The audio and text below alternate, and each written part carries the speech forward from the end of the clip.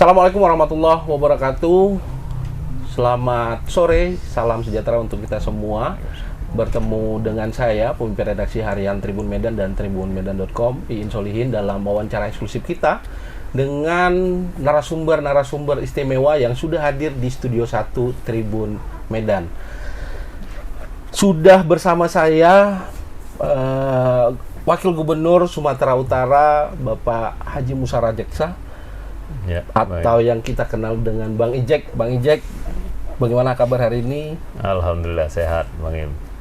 Kemudian kita juga kehadiran tamu spesial. Beliau adalah Kang Maman yang sudah sangat dikenal. Kalau saya kenal beliau, suka tonton beliau di ILK, Indonesia Lawak Club. Bang Maman, ya, selamat datang di Medan. Bagaimana kabarnya? Baik Mas, Alhamdulillah. Masih belum tumbuh rambut juga. Dan itu kekhasan Kang Maman sebenarnya. Lalu kemudian kita juga kehadiran Bang Ahmad Dovir Zuhri atau Gus Dovir.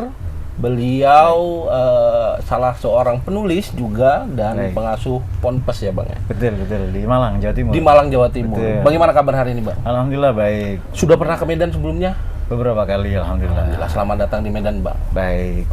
Nah, Tribuners, dalam waktu ke depan kita akan berbincang istimewa terkait satu buku yang insya Allah besok akan diluncurkan dengan judul Dada Tidak Pernah Pergi, Mengabdi untuk Mengabadi.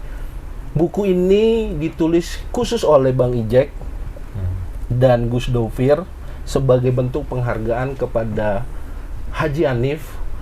Beliau adalah tokoh masyarakat di Sumatera Utara yang masyarakat Sumatera Utara tentu sudah kenal dengan beliau, bagaimana sepak terjang beliau dalam menjalankan aktivitasnya semasa hidup. Gitu ya Bang Ijek ya? Ya. Nah Bang Ijek, ini sebenarnya adalah buku kedua yang akan segera kita launching. Sebelumnya seingat saya ada buku pertama, itu karya Haji Hanif dengan judul Hidup Ikhlas Tanpa Tipu Muslihat. Seingat saya buku ini di launching 2018 yang lalu. Saat itu juga diterbitkan oleh LX Media Koputindo. Dan hari ini, besok kita akan launching lagi satu buku yang baru dan khusus ditulis oleh Bang Ijek sebagai putra beliau bersama Gus Dovir. Nah Bang Ijek, tentu Tribuners ingin tahu apa sih yang kemudian membuat Bang Ijek tergerak untuk menulis buku ini. Saya sudah baca Bang Ijek sampai habis, ada banyak sekali pesan-pesan moral yang patut saya sendiri mesti contoh itu apa yang dilakukan oleh Dadak. Lalu kenapa kemudian Bang Ijek tergerak untuk kemudian mengabadikan sepak terjang Haji Hanif dalam sebuah buku dengan judul Dadak Tidak Pernah Pergi, Mengabdi untuk Mengabadi ini? Iya, baik. Pertama memang setelah Dadak bikin buku yang pertama, judulnya Hidup Ikhlas Tanpa Tipu Muslihat. Terus pada saat almarhum masih hidup, dia sampaikan dengan saya, Jek, saya kepingin bikin buku lagi yang kedua.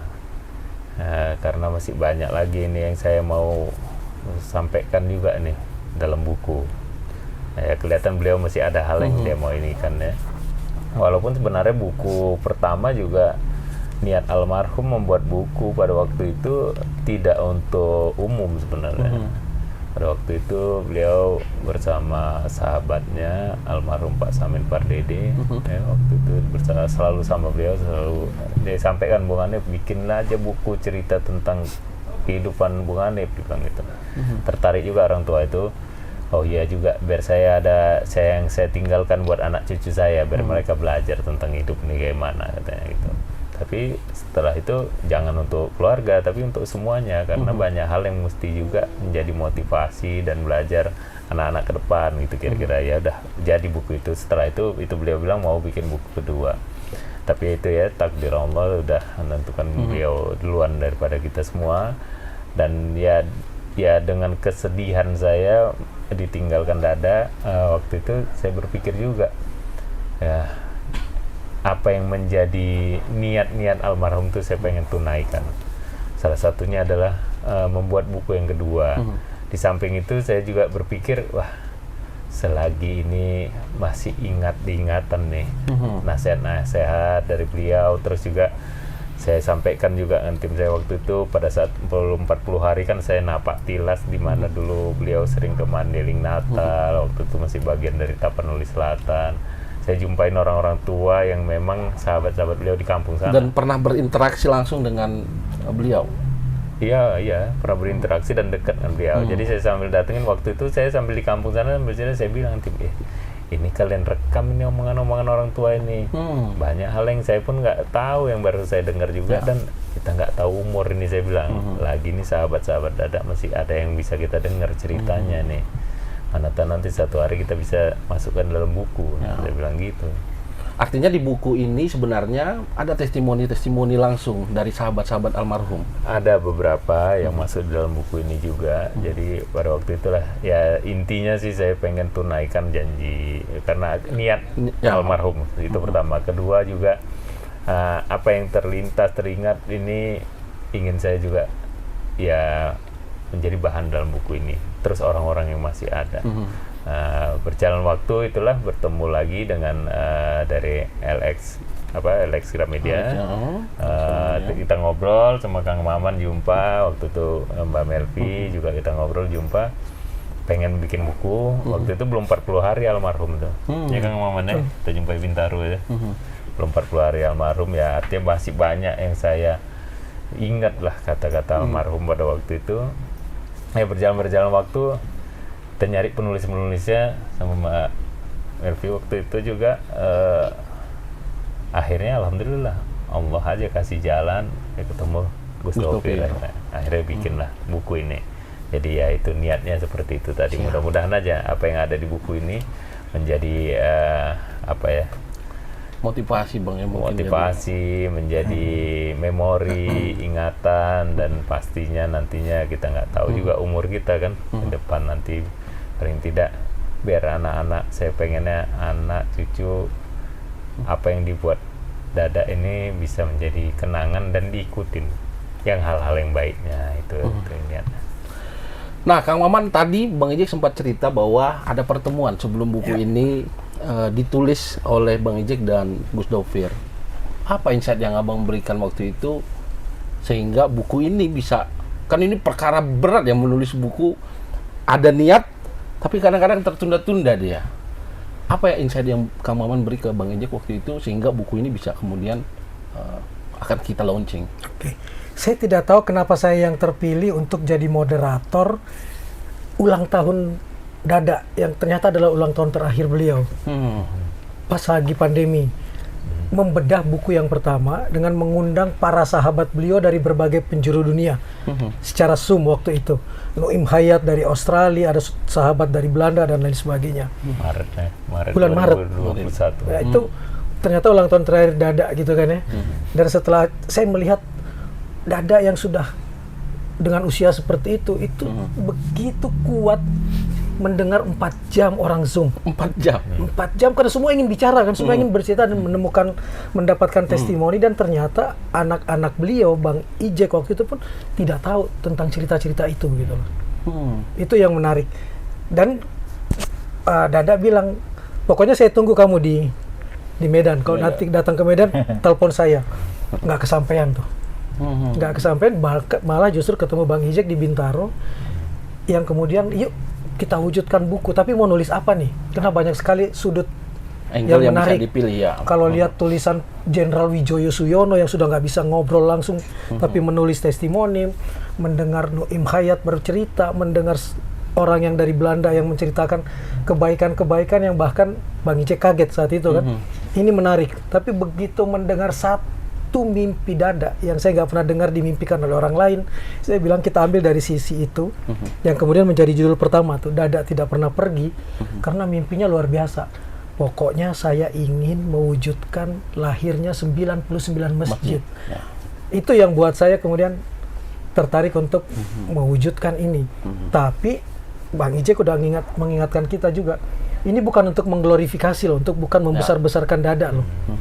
tapi memang untuk ingatan buat keluarga. Nah, itu yang saya sulit untuk mendefinisikannya. Ini bagaimana ya cara nulisnya? Ketemu di kepala saya bahwa ini harus dikasih konteks. Cerita perjalanan harus dikasih masuk nilai-nilai. Dan nilai-nilai itu harus sifatnya filosofis, filsafat hidup, kemudian nilai-nilai spiritualitas. Spiritual, ya. Ya, bukan kebetulan kalau semesta kemudian membawa kita ke seorang filsuf yang punya pesantren khusus filsafat. Yang kemudian bisa menarik konteks-konteks kejadian dari apa yang dialami Dada dan dikaitkan dengan falsafah hidup dan dikaitkan dengan keyakinan Dada yang bermimpi untuk mewujudkan 99 masjid itu. Baik, Kang Maman. Nah, akhirnya kemudian sampailah pada Gus Dovir yang kemudian menjadi penulis juga dalam buku ini. Gus, saya sudah baca Gus. Dalam 3 jam saya lahap habis, selesai. Ada makna yang luar biasa di situ. Tadi betul kata Kang Maman, ada perjalanan hidup dari Dadak di sana. Yang kemudian esensinya ditarik kepada ayat suci Al-Qur'an di situ. Ada hubungan yang erat di situ antara manusia dan Tuhannya. Lalu seperti apa Gus Dovir bisa kemudian meramu itu menjadi sebuah buku yang saya kira layak untuk dibaca anak-anak hari ini? Baik, terima kasih. Jadi mula-mula saya tertarik karena ditelepon oleh orang-orang Elex Gramedia ya, Kak Melvi, Mas Budiana waktu itu. Jadi ini orang, kalau bicara teknis, seperti dikemukakan seorang filsuf Jerman, namanya Martin Heidegger, hidup di zaman Nazi. Jadi ada 2 jenis manusia, ada satu dia takut dan lari dari kematiannya dengan mencari hiburan palsu atau pelarian semu, ambigu. Tapi ada orang yang justru menyongsong menyambut kematiannya. Dalam bahasa Jerman ada yang sterben, ada yang ableben. Tapi itu agak sulit lah ya. Nah sebenarnya dalam tradisi Islam ada. Jadi kita ingat di peristiwa Muharram kemarin ada salah satu cucu Nabi meninggal, namanya Husain bin Ali bin Abi Thalib. Jadi ketika beliau meninggal, beliau gembira ketika 23 anak panah menembus jantungnya, dadanya, tangannya dipotong, kakinya juga. Beliau malah berkata begini dalam bahasa Arab, dan ini direkam dalam buku-buku sejarah, inilah arul mauta illa sa'adah. Saya tidak melihat kematian itu kecuali sebagai kegembiraan, happiness. Kalau memang ingkana dinu Muhammadin, kalau memang agama Muhammad ini bisa tegak dengan kematian saya, ya suyuf udhini, wahai pedang tebaslah saya. Jadi ini bukan bunuh diri, ini namanya martir, ini syahadah, menjadi syahid. Nah saya kira apa yang dilakukan oleh beliau Haji Hanif itu, dan kemudian membuat saya terkesan adalah, saya mohon maaf, saya atau keluarga saya lebih tepatnya ini para penghafal kitab suci, tapi melaksanakan belum tentu. Ini ada orang yang mungkin dalam pendidikan formal ya, saya mungkin lebih baik, lebih tinggi, tapi atau mungkin dalam keagamaan, kepesantrenan, tapi ini orang sudah jalankan justru nilai-nilai menjalankan esensi dari makanya tujuan padahal saya, SMP pun tidak lulus. Jadi tujuan saya belajar sebenarnya, saya terima tawaran nulis itu. Jadi saya ingin belajar dari beliau. Ya semoga ketularan kebaikan beliau lah, itu saja sebenarnya. Dan alhamdulillah dipermudah nulis, tidak lama ya Kak Melvi ya, kita hanya kumpulkan data lah mungkin sebulan setengah lah selesai ini. Pas kebetulan kemarin saya ada tugas ke Amerika, ke 14 negara bagian, saya tulis di sana dan pulang dari sana selesai. Karena kalau tidak selesai di rumah sudah banyak tugas Kang Maman, sudah banyak tugas lain yang nunggu. Tapi tidak di deadline sama Bang Ijek kan, mesti selesaikan. Memang ya insya Allah selesai lah kata saya.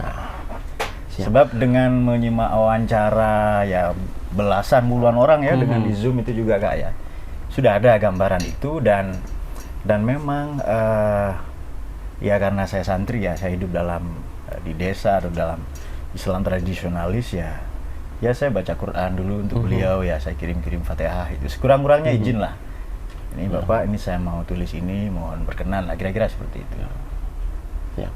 Nah, Tribuners, di tanggal 25 Agustus besok itu tepat 2 tahun Bang, kepergian Haji Hanif bin Haji Gulrangsyah.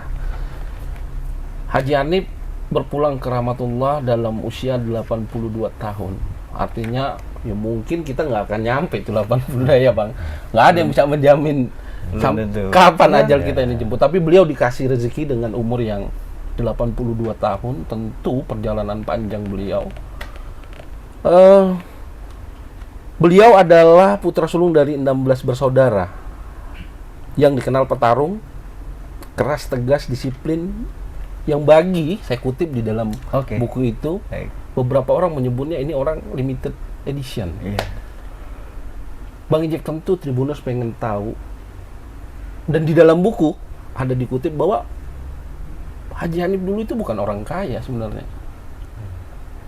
Tapi dia bertarung dengan kedisiplinan, dengan ketegasan, dengan keuletannya, kemudian sampai dia mencapai apa yang dia mau. Bahkan tadi betul kata Kang Maman, SMA saja tidak, SMP pun tidak. SMP pun tidak tamat.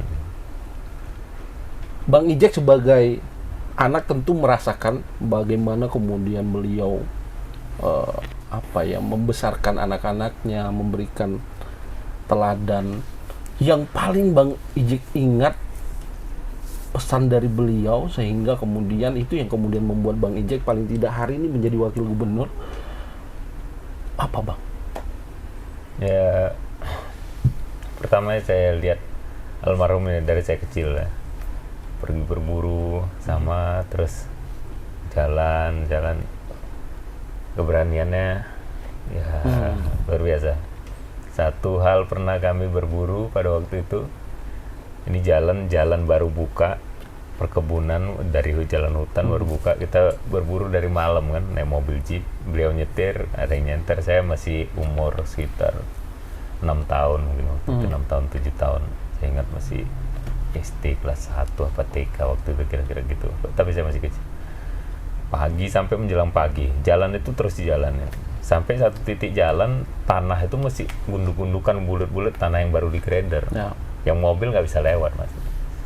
Yang nunjuk jalan bilang, Pak kita balik Pak. Bapak bilang enggak, kita terus saja, karena kalau balik jauh lagi kan. Enggak, kita terus saja. Itu makanan kita udah habis, sampai kita minum air sungai waktu itu. Ya udah, dia terapa saja itu jalan. Itu mobil jeep itu lompat sana, lompat sini, terus saja sampai akhirnya itu setirnya patah.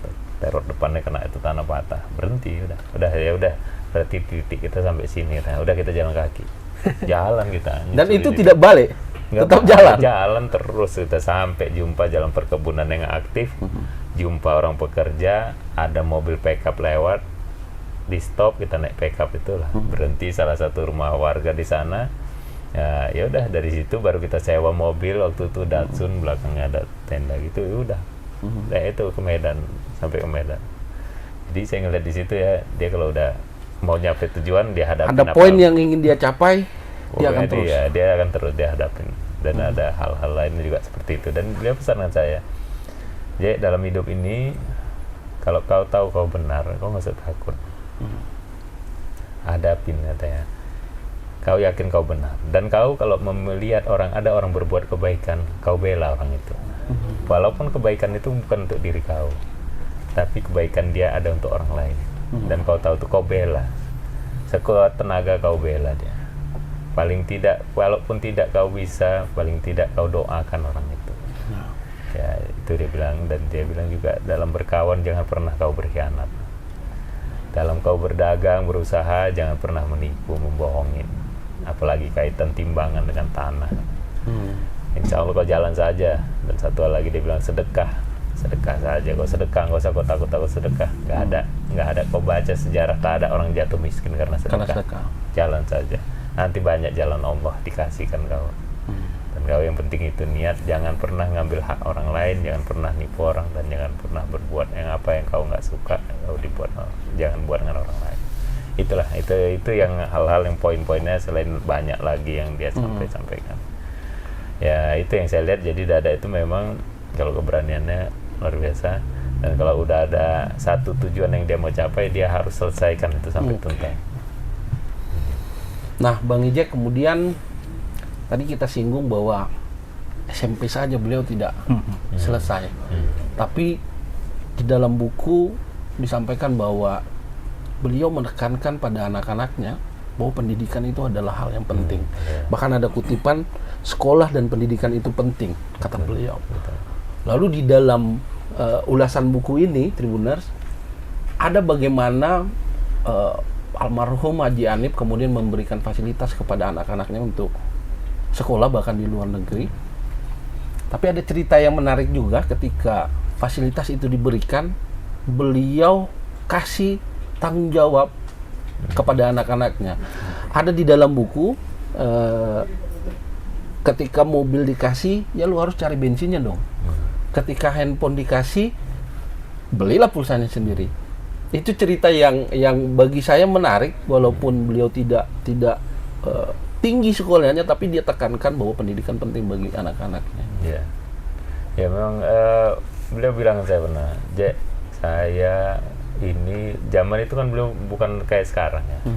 Waktu kakak-kakak itu sampai kakak nomor 5 kehidupannya masih susah. Tapi dia tetap berupaya anak-anaknya semuanya sekolahnya dulu di Harapan. Harapan itu kan sekolah swasta yang di zaman itu ya memang lumayan ya Bang. Ya bagus secara pendidikan dan memang sampai kakak-kakak itu cerita sampai berapa bulan nggak bayar uang sekolah, sampai malu, tapi dia tetap paksakan anaknya harus sekolah di sekolah terbaik. Dia dulu bilang, tekad saya dari dulu katanya, mama kau walaupun saya nggak ada duit lahirnya, kau tanya mama kau semuanya di rumah sakit Elizabeth, karena rumah sakit Elizabeth itu kan yang tertentu dulu di sini ya. Tapi dia paksakan untuk kesehatan anak saya lahir, untuk istrinya lahir, dia bikin yang terbaik walaupun dia pinjam uang sana sini. Untuk sekolah dia pilih yang terbaik walaupun waktu itu uang sekolah kakak-kakak itu sering terlambat dan sering malu ya. Tapi dia paksakan karena untuk pendidikan. Di zaman itu dia belum hidupnya belum berekonominya belum baik ya, masih susah lah masih. Tapi dia paksakan itu. Makanya dia pada waktu berjalan waktu dia ada rezeki, dia bilang saya, pokoknya kalau saya bangun sekolah jangan kalian larang-larang. Bangun rumah ibadah jangan kalian larang-larang katanya. Itu memang niat saya. Makanya dia kalau pergi ke satu desa, saya berapa kali kan dengan orang tua itu dalam usaha baru kan kita datang sana. Saya belajar dengan beliau, memang dia masuk satu tempat yang dia belum pernah masuk. Pertama kali memang dia cari pertama kepala desanya pasti yang bawa jalan. Terus dia tanya kepala desanya itu ada berapa tempat. Saya sama beliau itu masuk desa-desa yang tempat kita usaha.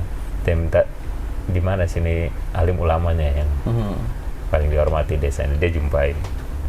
Terus juga dia minta tunjukkan saya mana sekolah di sini. Dia datang ke sekolah, dia lihat-lihat aja apa kekurangannya. Terus dia minta tunjukkan masjid. Itu antara sekolah dengan masjid itu yang utama kan itu. Masjidnya mana dia lihat. Oke, terus baru dia gabungan baru terus dia langsung niatkan masjid, kalau ada yang kurang dia langsung perbaikin. Di zaman itu ya belum ada yayasan itu waktu itu. Sekolah gurunya kurang dia datangkan dari luar. Walaupun sekolah impres waktu itu, SD impres, gurunya dia tambahin gaji karena daerah terus karena sana banyak muslim, dia pilih berapa orang naikkan haji. Jadi itu selalu dia lakukan di mana tempat masuk dia baru untuk berusaha atau apapun. Kalau walaupun nggak ada usaha, kadang dia berkunjung, ada dia lihat orang tua yang dia lihat pantas, tiba-tiba dia panggil orangnya minta KTP naikkan haji, selalu begitu. Gus, di dalam buku banyak disinggung tentang Yayasan Haji Hanif. Iya. Yang kemudian menjadi apa yang diceritakan Bang Jack itu. Betul. Kesosialannya, kemudian kepedulian Haji Hanif ini yang kemudian dia kembangkan melalui Yayasan Haji Hanif. Nah, di dalam buku ini banyak sekali saya lihat disinggung tentang kiprah Yayasan Haji Hanif. Betul. Dalam tadi mungkin betul membantu pendidikan, membangun masjid, membangun kampus, bahkan ada sejumlah kampus di dalam buku ini Tribuners. Banyak sekali testimoni dari akademisi yang merasakan langsung kepedulian Haji Hanif dengan memberikan bantuan-bantuan gedung pembelajaran, fasilitas, bahkan sampai ke masjid. Di dalam buku ini Gus melihat seperti apa waktu melakukan proses riset untuk kemudian melihat bagaimana kiprah Yayasan Haji Hanif ini. Sebenarnya apa yang dilakukan beliau adalah ada satu judul tulisan, judulnya Sedekah itu Menolong Diri Sendiri. Jadi beliau ingin menolong dirinya sendiri sebenarnya. Kemudian dan orang-orang seperti beliau tadi kan nyinggung soal umur ya, bahkan kematian pun tidak menghalangi kebaikan beliau. Memang mungkin usia kalau sabda Nabi, usia umat Islam ini ya 70-80 sekitar itulah. atau 60 ya, tapi ada usia yang bahkan kematian pun tidak mampu menghalanginya ya, usia spiritual. Kalau usia biologis atau fisiologis ya mati selesai. Tapi beliau kategori di sini kita tulis hayatun ba'da mautih. Beliau justru bertambah hidup setelah wafatnya. Jadi kan aneh kan, jadi orang ini sudah meninggal, tapi membantu mensejahterakan masyarakat, menggairahkan syiar Islam. Jadi makanya beliau ini orang-orang yang tidak banyak kayaknya Allah ciptakan makhluk seperti beliau ini ya, manusia macam beliau. Nah, oleh karena itu kiprah yayasan, saya kira, mohon maaf ini Bang Ijek kalau salah, tolong perbaiki. Haji Hanif lebih besar dari yayasannya, menurut saya. Kenapa? Karena yang tidak direkam oleh yayasan jauh lebih banyak. Sudah puluhan tahun kan beliau. Jadi kalau boleh pakai, nah namun di buku ini tidak saya tulis kalimat itu. Beliau lebih besar dari yayasannya. Jadi banyak hal yang kita tidak tahu dari kebaikan-kebaikan yang disembunyikan ya oleh beliau ini banyak sekali yang kita tidak tahu. Bahkan ke binatang ya kan. Jadi kalau dalam terma agama di sini sudah ihsan kategori paling tinggi. Jadi kan pilar agama itu 3, Islam, iman, ihsan. Ya Islam ya syariat itulah, kita salat, zakat itu. Iman ya akidah kita. Ihsan ini pekerti moral. Pekerti paling rendah adalah kita berbuat baik kepada yang baik. Beliau lebih tinggi dari itu. Beliau berbuat baik kepada yang bahkan tidak dikenalnya, atau bahkan yang pernah jahat kepadanya. Ini orang-orang tertentu yang sanggup lakukan itu. Makanya niat saya sekali lagi ini memang belajar, tidak ada lagi. Ya sudahlah, saya belajar saja. Kalau nulis itu gampang, siapapun asal bisa nulis ya bisa saja. Tapi dalam perjalanan kami wawancara, riset, tanya banyak orang ya, ketemu sahabat-sahabat beliau, maka semakin benderang lah ya, terang lah bahwa iya ya memang orang ini tidak hanya layak ditulis biografinya, keteladanannya atau peninggalan-peninggalannya, tapi harus disebarluaskan, harus dipancar tularkan ya ke sebanyak mungkin orang. Kenapa? Saya merasa beruntung karena menulis tentang beliau. Ya kami lah ya, tapi meskipun saya tidak tahu ya apa, jadi saya tidak kenal beliau atau hidup sezaman ya, tapi kalau mau tahu Haji Hanif ya lihat saja putra putrinya, selesai menurut saya. Kiprahnya ya, kebaikan-kebaikannya ya lebih kurang begitu. Selain dengan Bang Ijek, saya juga dekat dengan kakak beliau ya, Bu Irun namanya, Kak Irun itu ya, beberapa kali ke rumah kami ya kemudian. Dan kami juga inisiatif wawancara, termasuk yang di Belanda itu, Kang Maman. Ketika datang ke Jombang, saya ke rumahnya tanpa permisi, izin apa memang dorongan karena iya ya saya ingin belajar, dan itu luar biasa. Makanya kata seorang filsuf juga nabi namanya Lao Tzu di Cina itu, orang ini tidak mati, tidak ada orang mati. Jasadnya mungkin berkalang tanah, tapi energinya, keteladanannya beralih bentuk. Dan kita bisa melihat energi beliau Haji Hanif ya di sosok putra putrinya, di gedung-gedung yang ada ya, peninggalan-peninggalan. Makanya beliau ini bukan meninggalkan gedung menurut saya, beliau meninggalkan keteladanan.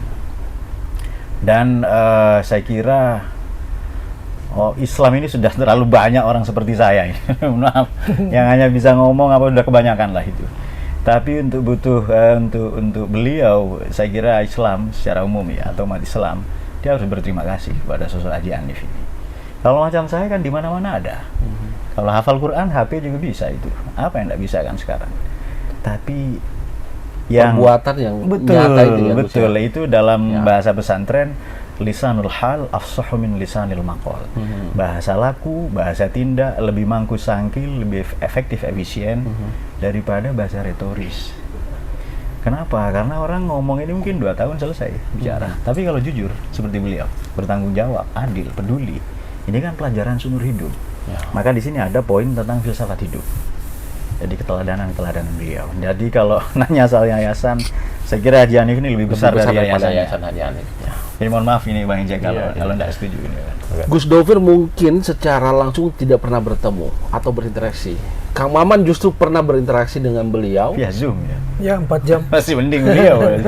dan mendengar langsung testimoni-testimoni. Mungkin di situ ada akademisi, ada dari A.M. Hendro Priyono sampai sosok yang membantu pengobatan di luar negeri dan lain sebagainya, yang bahkan saya sendiri tidak tahu, tapi mereka kemudian menceritakan kebaikan-kebaikan itu. Itu yang saya bilang buku ini menarik karena Dan Haji Hanif itu menarik karena kita baru menemukan kebaikan-kebaikan itu setelah dia berpulang. Betul. Justru Justru hidup di setelah situ, meninggal. justru itu Iya. berliannya. Makanya saya bilang tidak pernah pergi. Contoh yang sederhana, lihat gambar ini aja. Ini menarik betul, kiriman dari Nuim Hayat gitu kan.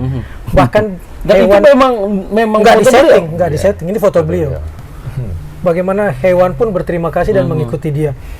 Karena dia ada tanah yang sedemikian bisa dijual dan menjadi uang yang besar, disediakan hanya untuk hewan-hewan liar hidup di situ, pergi dan pulang. Dan wasiatnya kepada Bang Icek, jangan pernah diubah ya, jaga, harus baik pada binatang-binatang itu misalnya. Binatang saja tahu berterima kasih. Gambar belakang ini menggambarkan itu misalnya. Kemudian bagaimana yang belum ada ditulis nih, hanya karena menonton televisi seorang anak kecil, juara apa ya waktu itu Bang Icek yang dari Pinrangnya?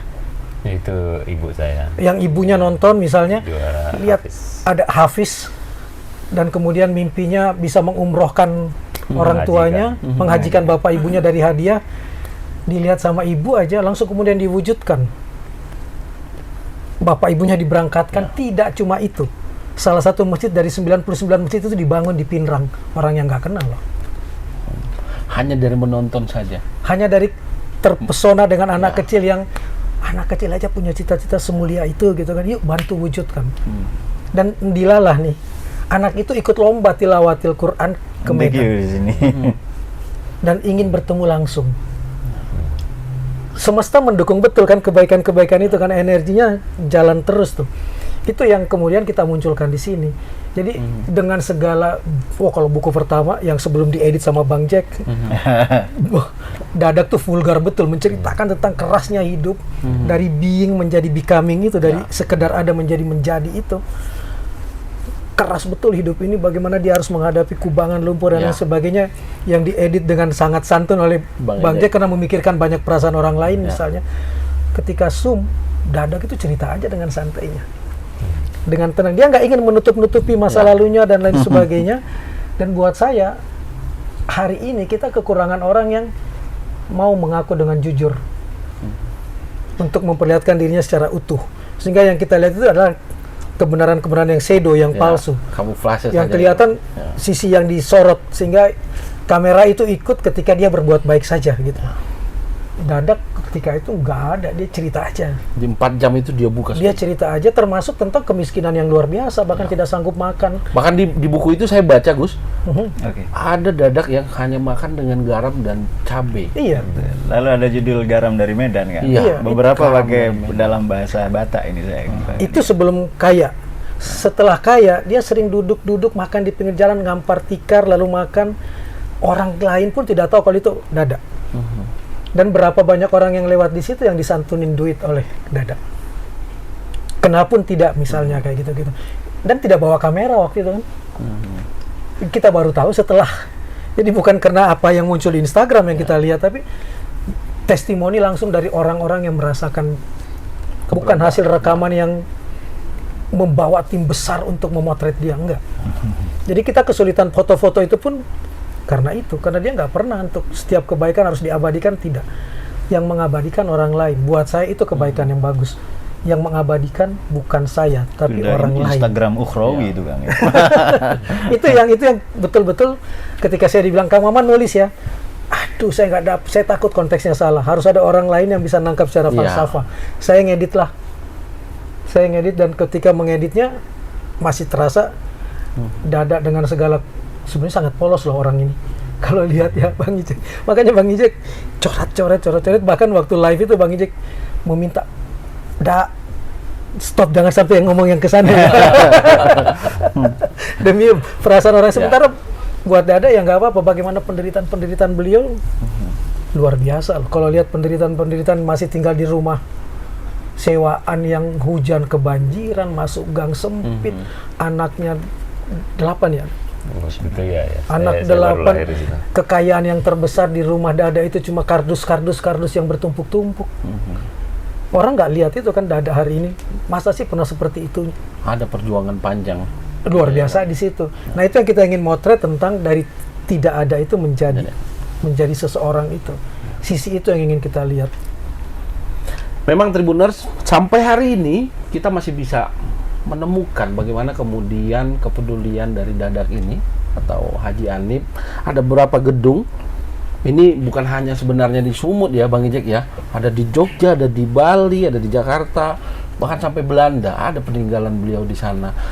Saya tersentuh ketika beliau ada tulisan dan testimoni terkait bagaimana beliau kemudian membantu pembangunan masjid di Belanda. Di Amsterdam ya, BPME itu ya, betul. Ada cita-cita teman-teman di Belanda yang pengen sekali membangun masjid. Betul. Tapi ketika itu karena ada peristiwa wafatnya keluarga di Belanda, lalu Haji Hanif bertemulah dengan teman-teman Orang-orang di sana. teman-teman di Betul, Belanda Pak dan Budi Santoso mewujudkan namanya, ya, ya.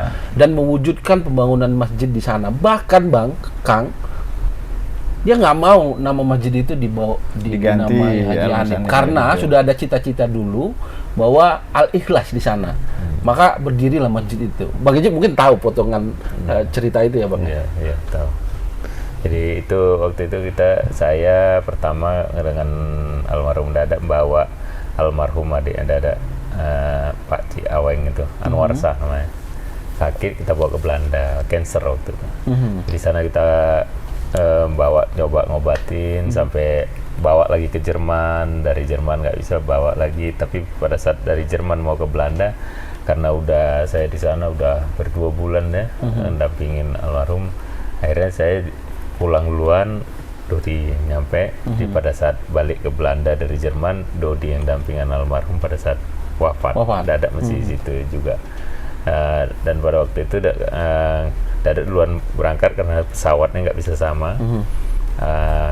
Jenazah almarhum, itulah Dodi ceritakan Dada bahwa hari itu hari Sabtu, meninggalnya pagi, mohon maaf Jumat pagi atau Sabtu. Pokoknya mandikan itu hari Sabtu. Yang di sana hari Sabtu weekend kan orang nggak ada. Ya kan di Eropa kan nggak kayak kita di sini. Ya. Orangnya weekend. Kalau weekend libur lah. Ya, tapi rezeki juga almarhum waktu itu jumpalah dengan Muslim Indonesia yang di sana yang mau bantu mandikan jenazah. Dan tidak sedikit, orangnya banyak, dan cerita waktu itu tulus ikhlas sekali mereka itu membantuin itu. Disitulah Dada tergugah sampai selesai. Udah berapa lama almarhum meninggal, Dada berangkat lagi ke Belanda, minta jumpa dengan kawan-kawan Muslim di sana. Persatuan Pemuda Muslim se-Eropa. Betul, Ya, di Amsterdam. PPME. Ya, itulah baru situ ceritalah tentang mereka pengen punya masjid yang ada sekarang lagi sewa, tapi udah mau habis waktunya. Orangnya ngasih pilihan mau dibeli atau enggak karena dia nggak mau lanjut sewa gitulah. Ya, waktu itu sampai kumpulin uang belum cukup. Ya waktu itu kebingungan itu karena Dada dengar itulah Dada langsung bilang dia bantu penyelesaiannya. Gitu. Awalnya dari karena meninggalnya adik Dada. Waktu di Zoom itu teman-temannya bilang kayak gitu. Kalau kita baik sama Dada, kalau dia baik sama orang lain, dia lupakan kebaikannya. Tapi kalau orang lain baik sama dia, itu dia akan ingat terus. Sehingga selesai pemakaman, sudah balik ke Indonesia, dia balik lagi dan bertanya kepada orang-orang yang telah baik memandikan jenazah itu.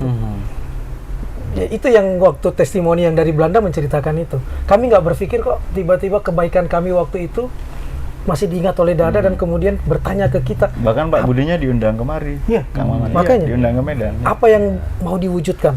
Begitu bicara masjid, nggak Bu, Dia bantu. langsung ditutup. Padahal memandikan jenazah sudah kewajiban Muslim ya. Betul. Tapi di Eropa emang kata Bang Ijek tadi Ya, juga. ada kesulitan. Makanya yang mohon maaf ya kalau ndak ada bekal ilmu agama atau ya langsung dikremasi. Ya. Langsung dikremasi meskipun dia Muslim. Kenapa? Dia lebih murah biayanya.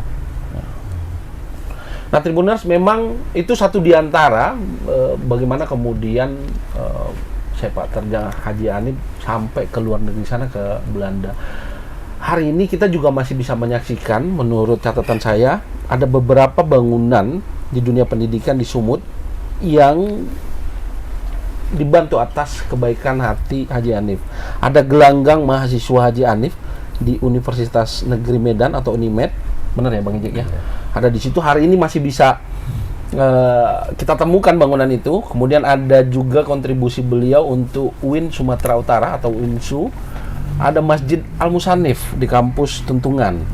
Lalu di kampus 1 Jalan Sutomo ada sebuah gedung perkuliahan yang juga dibangun atas nama beliau.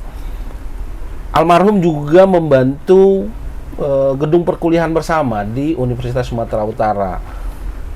Bahkan sampai ke mebeler kalau nggak salah ya. Ya. Bangunannya udah jadi, nggak ada isinya, Kang. Ya. Diisi juga lagi. Bahkan hari ini itu bangunan masih dipakai ya. Pakai terus.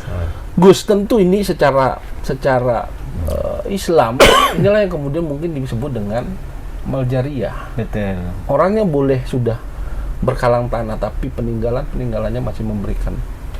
Secara harfiah makna jar itu tetangga. Dan tetangga itu menolong. Jadi amal jariyah adalah amal yang nolong kita. Makanya sedekah tadi menolong diri sendiri. Tetangga kita di kuburan. Betul. Dan ada juga memaknai jar ini maknanya mengalir. Amal yang pahalanya senantiasa mengalir. Tapi apapun itu, kebaikan yang beliau lakukan, bahkan tanpa pandang bulu ya, pada semua agama, binatang, tumbuhan, dan seterusnya, ini saya kira salah satu pekerti Nabi. Jadi memang kasih ya. Kalau mau diambil satu kosakata yang paling mewakili keluasan makna Islam adalah cinta kasih. Dan itu beliau sudah lakukan.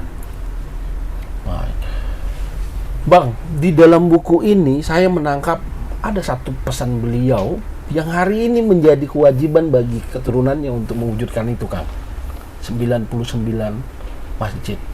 Hari ini kalau tidak salah sudah 30 ya, Bang Ejek ya? Kemarin saya baru nyerahkan yang ke-35. 35. Artinya masih ada 27 sedang 20. dibangun.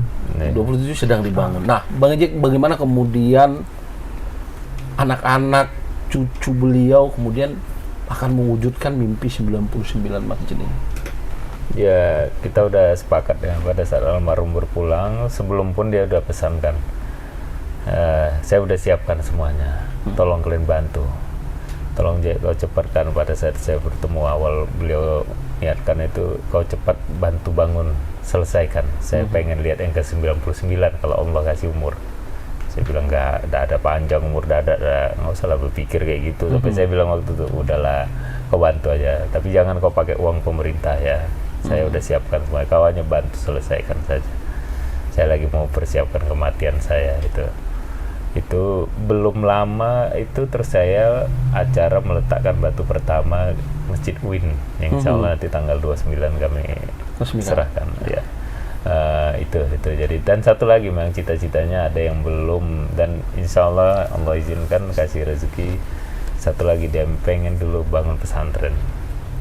Itu belum sempat, itu juga dia bilang itu aja, cepatlah itu tanah yang di sana itu kau bangun pesantren katanya. Saya lagi ada umurnya pengen lihat ini pesantren itu berdiri. Itu yang belum, dan mudah-mudahan nanti selanjutnya. Bang, artinya semasa hidup beliau sudah siapkan itu tanah, iya. biaya. Artinya abang harus melaksanakan, abang Iya, dan kan kita waktu anak itu nggak keturunan tahu masjidnya yang mana nih. Makanya sekarang ini banyak kali ke yayasan proposal datang, tapi kita seleksi dulu, kita pilih-pilih. Memang nggak hanya Sumatera Utara, kalau memang ada butuhkan di luar kita bantu. Tapi ya itulah ya, dia nggak ya, saya ngeliat di luar biasa juga ada ini ya. Pada saat setelah almarhum berpulang baru saya mikir nih, kalau seandainya dia nggak punya cita-cita 99 masjid, mungkin ya kami mendengar saja anak cucunya kan, wah Babah dadak bangun masjid, apakah semangat kami sama kan dia? ya. Semangat cinta dengan ibadah, dengan masjid, cinta apa?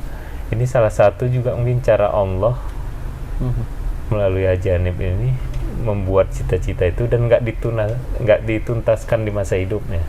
Jadi kami bertanggung jawab melanjutkan, dan alhamdulillah mudah-mudahan ini jadi semangat juga untuk cinta dengan rumah bagi Allah. anak dan cucu-cucu nanti. Jadi saya ngeliat, ini mungkin jalan Allah juga nih untuk ngawal kita supaya dalam kehidupan ini yang cara-cara yang benar ini mesti diikutin. Itu yang saya ngelihatnya seperti itu ya. Juga dia pernah bilang gini kan, Cek, kau tahu kalau orang itu berani mati itu pengecut itu. Orang berani hidup itu yang pemberani. Kenapa gitu dah? Iya, kalau orang berani mati itu pengecut, berarti selesai urusannya. Sementara kalau hidup ini banyak yang kita hadapin. Kau dari mulai kau bangun tidur, kau jejakkan kaki kau dari turun tempat tidur ke lantai, itu kau udah akan menghadapi permasalahan-permasalahan hidup sampai kau nanti tidur lagi. Jadi kalau berani mati selesai urusan. Jadi orang berani hidup itu yang pemberani katanya. Dan menjalankan tantangan di hidupnya. Iya, gitu ya, Bang. dia bilang kau harus jadi pemberani itu. Dia pesan dia dengan saya yang saya ingat juga. tanggal 17 Agustus tuh saya ingat, beliau wafat 25 Agustus. 25 Agustus. Saya waktu itu pada saat beliau sakit tuh habis sholat subuh saya datang ke rumah itu ngobrol. Waktu 17 Agustus itu jadi karena saya jabatan wagub itu kan 17 biasa ada Upacara ya Bang? upacara gitu. Jadi udah jam 7 kurang enggak. Saya ada mimpin upacara. Oh ya udah gitu di mana ya, saya kasih tahu. Ya udah, nah, saya bangkit. Dia tidur sambil tiduran tuh kita ngobrol lah. Dia pakai oksigen di sini. Pas saya bangkit, saya mau buka pintu terus dia panggil, nah, diginiin ya tangannya. Kau harus kuat. Masih banyak yang harus kau hadapi, kau harus kuat. Dia bilang iya dah. Kata-katanya itu yang akhirnya saya lihat, wah, memang ya seperti bilang tadi, hidup ini kalau berani hidup Hadapi, itu pemberani. ya. Jadi dia bilang kau harus kuat. Masih banyak yang harus kau hadapin dalam hidup ini. Kita nggak nyangka kan waktu itu, Ya. ternyata dia pesan dia itu ada hal dia tinggalkan kita sendiri nih. Itu pesan terakhir ya. Itulah banyak, sebenarnya banyak ya disampaikan hal-hal, tapi ya mudah-mudahan ini menjadi semangat kami untuk melanjutkan cita-citanya. Dan juga ya dengan dia tinggalkan itu semangat juga harus cari uang, kalau enggak gimana menyelesaikan tunai kan, karena rasa sayang ya karena rasa sayang kita ya kan, dia jadi kita harus tunaikan apa yang jadi cita-citanya. Kang Maman, ini menarik ketika beliau semasa hidup, saya seakan-akan beliau ini membuat track untuk anak-anak dan cucunya supaya finishnya nanti sampai tapi tidak lari dari tracknya. Ya. Kalau kamu melihat, Saya bisa memecahkan rekornya Dada berwasiat ke anak saya mau bikin 100 masjid. Tapi saya nggak menyiapkan apa-apa. Bisa. Asal ngomong kan. ya, Tapi Dada, saya punya, jangan pakai uang negara. Ya. Tuntaskan saja, percepat saja. Jadi dia menyiapkan tracknya, dia menyiapkan keretanya, dia menyiapkan lokomotifnya. Kamu yang sampein ke sana. Itu kan yang menarik. Tidak sekedar asal berwasiat, tapi dia menyediakan semuanya. Buat saya itu yang luar biasa dalam pembelajaran ini. Dan kalau pakai pembelajaran apa itu literasi kan, Ki Hajar Dewantoro bilang jangan sekedar ngerti dan ngerasa ya, ngelakoni juga dong. Karena cuma ngerti dan ngerasa semua orang bisa. Tapi ngelakoninya mampu nggak? Kalau tiga-tiganya udah jalan, itu sebenarnya orang yang paripurna dalam keliterasian. Nggak sekedar asal ngomong. Dan itu yang menarik. Dan satu lagi ada yang sebenarnya bercanda. Saya nggak tahu ini ibu atau bapak yang bicara. Yang buat saya itu energinya luar biasa. Jangan jadi orang miskin. Di buku itu ada ya, Gus? Jangan jadi orang miskin. Kalau kamu jadi orang miskin, ngomong bener pun nggak didengerin orang. Jadi orang kaya. Kamu ngomong salah pun didengerin orang. Itu kan bercanda kan? Tapi nilai filosofisnya luar biasa. Kamu harus menegakkan bendera dulu. Baru itu orang akan melihat kamu. Nilainya seperti itu yang menarik. Ada kalimat itu kan? Buat saya itu pembelajaran sederhana tuh. Bukan mengatakan miskin itu salah ya, bukan menyatakan juga miskin itu haram dan lain sebagainya. Tapi dorongan semangat, ayo berjuang, ayo berjuang. Filosofi dia bagus tentang Safa dan Marwah itu, tentang sa'i. Kenapa sa'i itu dari Safa dan Marwah? Yang ngerti 5 bahasa dia, jadi dia yang harus jelasin. Kecuali bahasa asmara. Itu menarik. Coba yang soal Safa dan Marwah. Di sini juga disinggung usaha, judulnya kerja keras di sini. Jadi usaha ini dalam bahasa Arab kan sa'yun, sa'i, berlari juga. Jadi di mengutip surat An-Najm 39:40, manusia tidak akan mendapatkan apapun kecuali yang diusahakannya. Wana sa'yakum sawfiyur, dan usahanya itu yang akan dinilai, terutama di sisi Allah ya. Dan kita tahu dalam ibadah haji maupun umroh, sa'i itu kan dari sofa ke marwah. Sofa itu maknanya sofiyah, bening, jernih, ya, tulus. Kemudian marwah itu ridho, dan itu 4 kali. 7 kali. Dan 7 itu perlambang ketakterbatasan, usaha maksimal dengan penuh totalitas. Jadi usaha ini harus berangkat dari hati yang jernih, caranya benar, dan ridho. Kalau sudah ridho ini puas. Sama dengan begini, saya punya anak 3, saya puas ke Allah, saya ridho, itu ridho. Tapi meskipun uang saya banyak misalnya, tapi saya tidak puas, itu tidak ridho namanya. Jadi ridho ini plong dengan hati yang ringan. Maka dan di sini juga disinggung surat Kausar juga, bagaimana cara beliau memberi ya. Inna kal kausar, itu memberi sedikit. Kausar banyak. Aneh redaksi Quran ini. Sesungguhnya kami, Allah maknanya menganugerahimu Muhammad, aku kasih sedikit tapi itu hal itu banyak bagimu. Nah, maknanya di sini saya hubungkan dengan sosok beliau ya Allah ya Haji Hanif adalah kalau memberi sebanyak apapun harus dengan hati yang ringan. Jangan kau anggap banyak.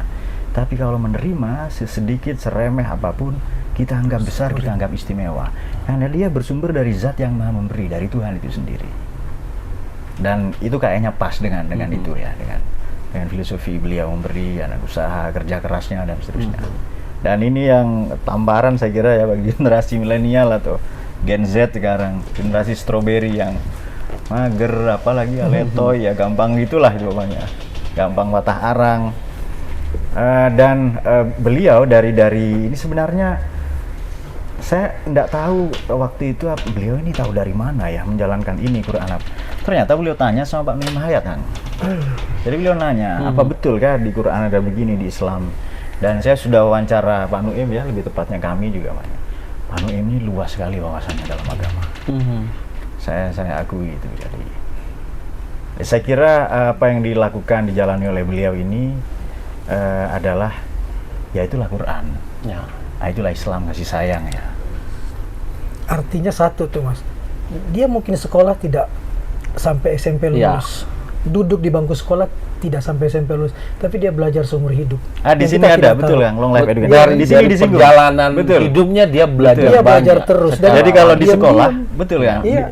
Sekolah ini pelajaran dulu baru diuji.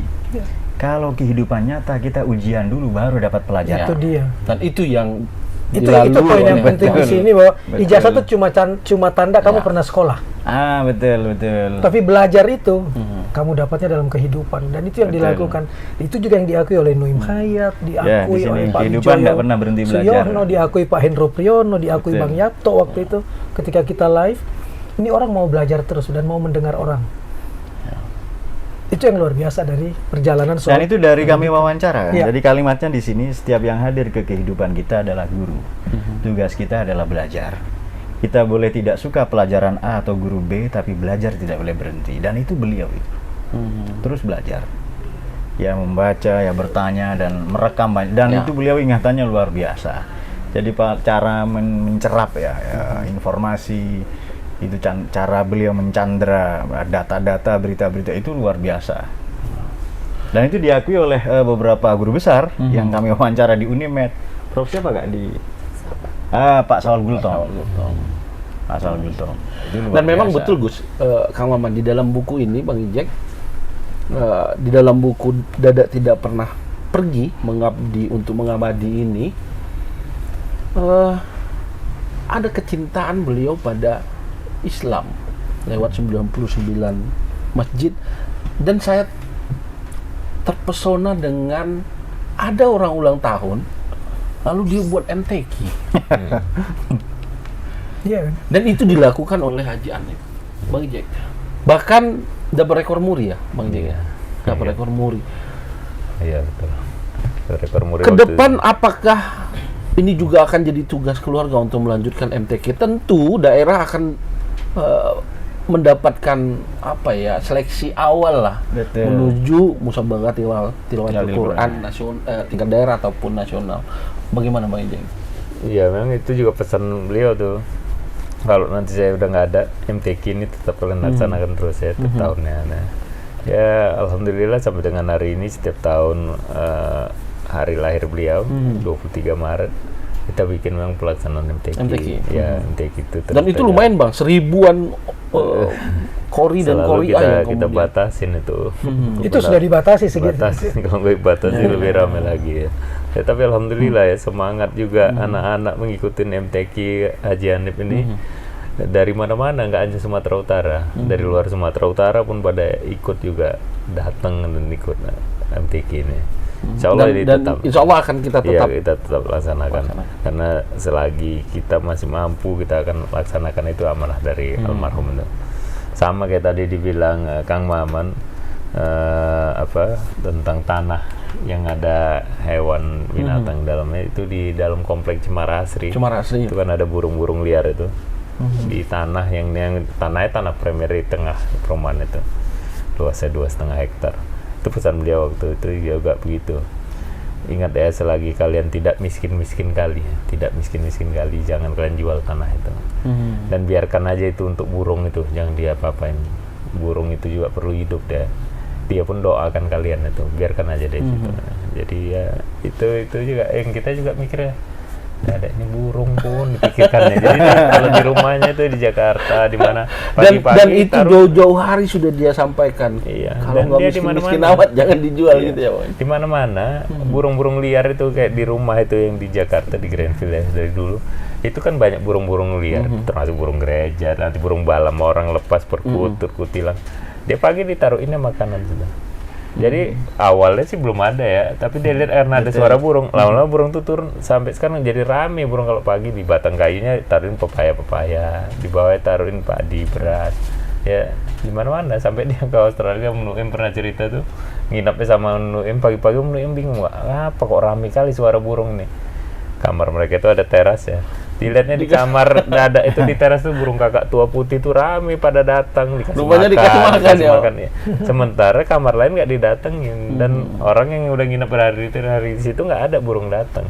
Ya sampai gitulah dia perhatian sama binatang pun dia perhatian. Nanti semut aja di rumah itu rumah gede ini ada iringan semut, diambil gulai taruh situ tuh gulai itu. Itu simbol ini. Ya, bahkan kasih kepada binatang itu pun ya, mencerminkan Saya sudah lihat video itu Bang Jack, yang beliau bicara dengan binatang itu. Dengan itu Nuim itu yang ngerekam itu. Oh betul. Dia kirim itu di Australia. Iya, dengan lalat kah apa lagi ya? Ada dia dengan lalat. Iya betul. Nah, itu dengan lalat di sini tuh lagi olahraga. Iya, Dia bilang aja, ini lalat nih setiap pagi saya olahraga datang aja udah berhari-hari. Ini katanya diajak ngomong dia tuh lalat itu memang. Ayo selalu olahraga treadmill, lalat tuh hinggap dia beberapa hari gitu terus. Tante ini malaikat ini mungkin ini katanya datangin saya gitu. Iya betul. Nah, Tribuners, itu adalah cerita-cerita menarik yang tersaji di dalam buku berjudul Dadak Tidak Pernah Pergi, Mengabdi untuk Mengabadi, yang tanggal 25 nanti akan kita launching, gitu ya Bang Edi ya. Untuk lengkapnya tentu Tribuners harus membeli buku ini, tersedia di Gramedia nanti, di toko buku Gramedia. Ada banyak pelajaran penting, pelajaran menarik, nilai-nilai kemanusiaan, nilai-nilai keislaman yang diturunkan oleh almarhum Haji Anip. Sebelum kita mengakhiri diskusi kita hari ini, Gus, dari buku ini apa yang bisa kita petik? Pelajaran apa yang bisa kita petik dan kita sampaikan kepada generasi berikut, bagi orang tua kepada anaknya, bagi anak untuk berkembang nanti ketika dia ingin mencapai sesuatu? Dua saja. Pertama, beliau adalah laboratorium, jadi tidak pernah selesai kita teliti, kita pelajari. Yang kedua, hemat saya, beliau ini kan terhubung erat dengan Quran, dengan masjid, maka Tuhan yang menjaganya. Jadi siapapun yang ada Quran di dadanya, menjadi nafasnya, detak dan jantungnya, denyut nadinya, menjadi perilakunya. Apalagi beliau sampai hari ulang tahunnya disyukurinya dengan MTQ ya. Maka dia orang-orang pilihan Tuhan. Dan ada dalam satu kategori ini ya. Jadi ada orang menjadi kasih Tuhan itu ketika dia hidup. Ada orang menjadi pilihan Tuhan justru setelah meninggal. Ada juga dua-duanya. Ada juga dalam Gusmul Tasawuf disebut begini, bahwa ada orang yang mungkin di dunia tidak terkenal, dia di bumi tidak punya bendera apa, tapi di langit membuat para malaikat cemburu. Dan saya kira dengan kebaikan-kebaikannya ya, dengan beliau layak mendapatkan apresiasi pribadi yang husnul khotimah ya. Satu jenis kematian yang dirindukan oleh siapapun. Bahkan para nabi pun doanya adalah ingin husnul khotimah. Saya kira itu. Jadi beliau ini laboratorium, ya ibarat garam saja sering tidak nampak kan. Ya kita makan apa adalah ada garamnya itu di mana-mana itu. Nah, itulah beliau yang sangat berkesan dan saya sebagai anak muda belajar banyak dari beliau. Saya kira itu. Kang Oman, secara literasi apa Apa dampak dari buku ini? Tadi kalimat dia menarik. Kalau mau lihat Dada, lihat anak-anaknya hari ini. Dada tuh orang yang sangat mencintai dan menghormati bapaknya. Pelajarannya adalah jangan durhaka pada orang tuamu. Anak-anakmu pun akan begitu sama kamu, akan mencintaimu. Sehingga mungkin berat 99, tapi buat Bang Ijek enggak. Gambaran kecintaan kan, itu yang pertama. Yang kedua, buka di halaman 100, itu kalimat menarik. Salah satu penemuan terbesar manusia adalah menemukan kebaikan di dalam dirinya yang tidak untuk dirinya semata tapi dibagikan kepada orang lain. Dan itu tidak boleh terbatas oleh waktu. Karena Rasul mencontohkan, andai besok hari kiamat di tanganmu hari ini ada kurma, tanamlah. Luar biasa. Nah, pesan itu yang ingin kita sampaikan, bahwa sampai akhir hayatmu pun jangan pernah merasa akan mati atau apa, tapi berani hidup untuk berbuat kebaikan. Bahkan ketika besok pun sudah ditakdirkan ada kiamat, jangan takut untuk itu. Kamu tetap harus merasa hidup dan berbagi untuk sesama. Buku ini sebenarnya mengajak kita untuk melihat ke sana. Bahwa senang-senang itu, kamu menikmati sendiri semua kekayaanmu. Tapi bahagia itu ketika kamu bagikan kepada orang lain. Itu poin dari buku. Baik. Bang Ijek, ada tugas besar nan panjang yang harus Bang Ijek dan keluarga tuntaskan dari niat-niat baik dari Haji Hanif. Ke depan seperti apa dan nilai legasi apa yang terus diturunkan kepada anak cucu beliau? Ya, yang pasti kami sekeluarga semua udah sepakat ya. Apa yang menjadi amanah almarhum kita tunaikan, kita selesaikan. Walaupun almarhum udah siapkan segala sesuatunya. Kalaupun sejelek-jeleknya itu kurang, kita juga harus pikirkan itu. Karena apa? Kita mau di alam barzah sana almarhum juga. Ya, karena sekarang ini kan bagi orang yang sudah berpulang ke rahmatullah, meninggal, yang diharapkan adalah doa dari anak-anak yang soleh, ya, ilmu yang bermanfaat dan menjadi sedekah jariahnya. Ini bagian dari itu ya, itu kita karena sayang kita nih, mudah-mudahan, dan saya seyakinnya kalau malah memang kita membantu agama Allah nih, Allah pasti akan bantu kita. Ada tansurullah yansurkum, Allah pasti bantu kita. Dan langkah kita pasti konsisten itu. Ya, pasti, karena banyak hal yang saya artinya Allah memang karena Allah bantu.